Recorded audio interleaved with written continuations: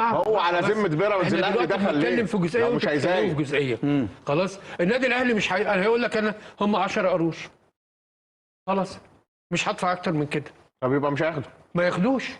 ايه المشكله يعني؟ يبقى الاهلي مش هيدخل في مزايده، يبقى مش هياخده. ما انا بقول لك النادي الاهلي مش هيدخل في مزايده، يبقى الاهلي مش هياخد لعيبه خالص. ليه كده ليه؟ ما هي السوق بقى كده. ايه هو السوق؟ السوق فيه عرض وطلب. طبعا بقى فيه اكتر من ما كان الاول. كان الاهلي والزمالك، دلوقتي لا. بقى ده انت عندك البنك الاهلي بيخش، ده انت عندك سيراميكا بيخش، ده انت عندك بيراميدز بيخش، وكلهم بيدفعوا فلوس زيك زي النادي الاهلي. لا النادي الاهلي بيدفع اكتر. ما فيش حد زي النادي الاهلي الفلوس، عشان نكون متفقين، وانت تعلم كده كويس. ولا انت ما تعلموش؟ لا انا عارف. انا عارف ان ما شاء الله في المديرين الفنيين بتدفع فلوس كتير قوي. يعني كتير قوي. وصلت ل 100 اكتر من 100 مليون. فلوسنا كتير وبنرميها في الارض، بس ما بيحصل لناش ايقاف قيد. ايوه.